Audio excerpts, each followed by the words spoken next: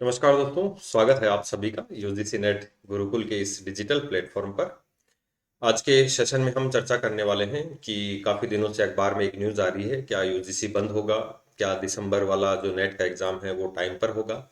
यदि यूजीसी बंद होगा तो नया एग्ज़ाम कौन करवाएगा, या फिर जून साइकिल वाले एग्ज़ाम में क्या परिवर्तन देखने को मिलेंगे? एग्ज़ाम ऑनलाइन होगा या ऑफलाइन, इन सब बातों में अपन चर्चा करेंगे इस वीडियो के माध्यम से। तो यदि आप नए हैं और चैनल को अभी तक आपने सब्सक्राइब नहीं किया है तो एक बार जल्दी से जाकर चैनल को सब्सक्राइब करें, वीडियो को लाइक करें और शेयर करना ना भूलें। इसके अलावा स्टूडेंट्स, यदि आप यूजीसी नेट दिसंबर की तैयारी कर रहे हैं या किसी भी स्टेट से सेट एग्ज़ाम की तैयारी कर रहे हैं, या फिर आप जो जून साइकिल वाला एग्ज़ाम देना चाहते हैं, इसके लिए आप लोगों के लिए हमारा जो ऑफिशियल एप्लीकेशन है जेआरएफ अड्डा वो अवेलेबल है, जिसके अंदर आप लोगों के लिए डेली फ्री टेस्ट हैं, फ्री पीडीएफ हैं, हिंदी और इंग्लिश दोनों मीडियमों में आप लोगों के लिए कोर्स अवेलेबल है। तो आप किसी भी जो आपका सब्जेक्ट है प्लस पेपर फर्स्ट है उस कोर्स में एनरोल करें और आज ही अपनी तैयारी को स्टार्ट करें।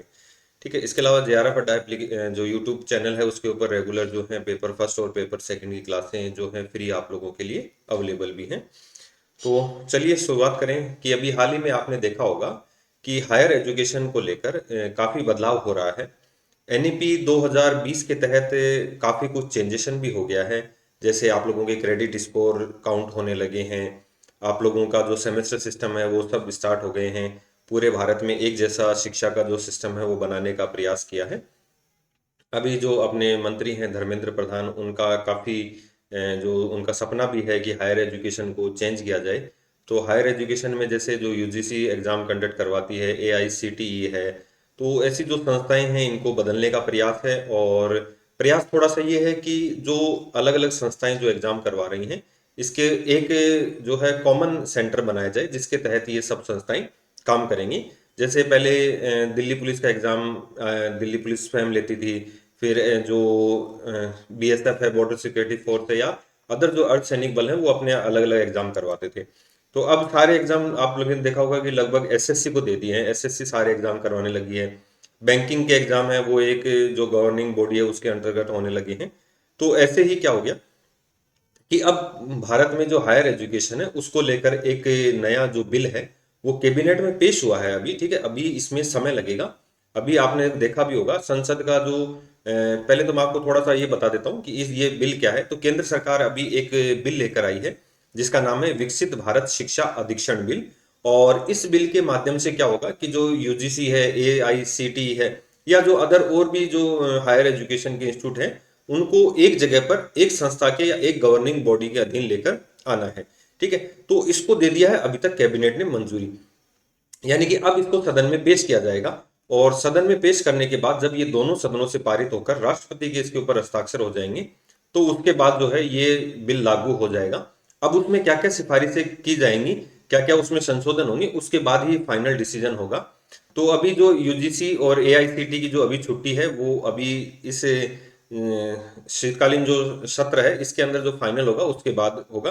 पहले इसका जो नाम था ये हायर एजुकेशन जो बिल था इसके नाम से था, लेकिन इसको अब नए नाम से विकसित भारत शिक्षा अधिक्षण बिल के नाम से पेश किया गया है। तो पहले जो ये नाम था higher education commission of India, तो इसको जो नया नाम दिया गया तो ये आपका वैसे भी क्वेश्चन बनता है, इसको किस नाम से जाना जाएगा? विकसित भारत शिक्षा अधिक्षण बिल के नाम से जाना जाएगा।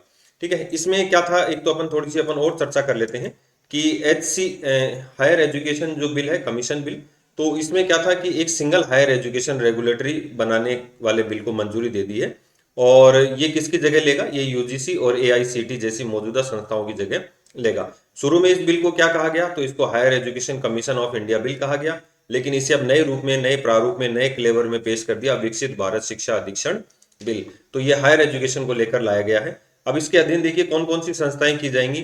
तो पहले तो अपन बात करें नेशनल जो एजुकेशन पॉलिसी है, न्यू एजुकेशन पॉलिसी 2020, इसमें जो है नई रेगुलेटरी बॉडी का मकसद था। इसमें जैसे university grants commission UGC, all India council for technical education AICT, और national council for teacher education NCT की ये जगह लेगा।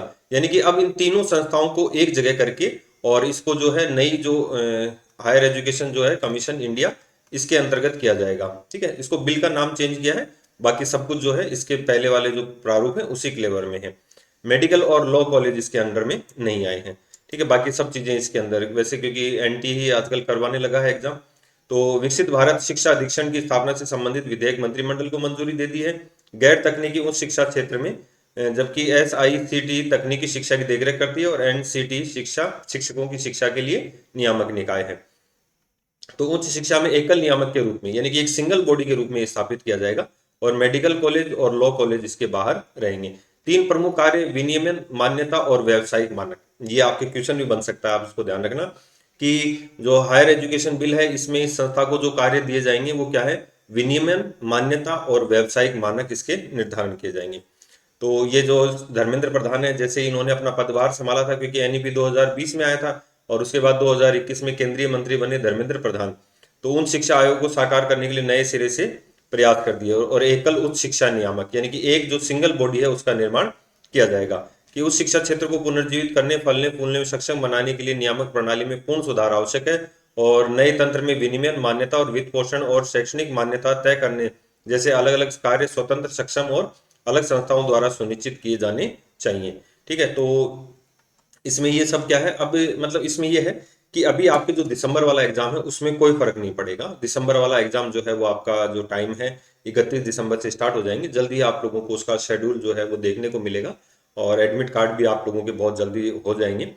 अब इसमें क्या है कि अभी जो जून साइकिल वाला एग्जाम है इसमें थोड़ा सा आपको यहाँ पर, जैसे ही इस बिल को अगर शीतकालीन सत्र में मंजूरी मिल जाती है तो जून साइकिल वाले एग्जाम में थोड़ा बहुत आपको डिफरेंस देखने को मिलेगा। सिलेबस का भी मुझे नहीं लगता कोई ज्यादा डिफरेंस होगा, क्योंकि सिलेबस वर्षों से वही है, थोड़ा बहुत अलग हो जाता है, बाकी लगभग सिलेबस 80% सिलेबस आपका वही रहेगा। 20% अगर सिलेबस बदलता है तो अलग बात है। ठीक है, ऑनलाइन ऑफलाइन होना ये सब बात की बातें हैं। अभी जो है वो दिसंबर वाले एग्जाम वाले स्टूडेंट, बिल्कुल भी आप लोगों को यहाँ पर भ्रमित नहीं होना है। आपका दिसंबर वाला एग्जाम तय समय पर है, जो अकॉर्डिंग टू सिलेबस है, और जो ऑनलाइन सीबीटी मोड पर होगा वो बिल्कुल फिक्स है, उसमें कोई भी चेंजेशन नहीं होगा। ये केवल बिल अभी कैबिनेट ने मंजूरी दी है, उसके बाद संसद में लाया जाएगा, संसद से पास होगा, राष्ट्रपति के हस्ताक्षर होंगे, उसके बाद ये लागू होगा। तो काफी अभी जो महीने 2 महीने का प्रोसेस है उसके बाद होगा, जब तक अपने जो दिसंबर वाले एग्जाम हो चुके होंगे। तो इसके अलावा कोई अपडेट है वो आप लोगों को जो हमारा चैनल है यूजीसी नेट गुरुकुल और साथ में जेआरएफ अड्डा, इस पर मिलती रहेगी।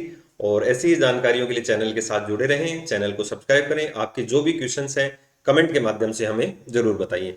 तो मिलते हैं नेक्स्ट वीडियो में। धन्यवाद।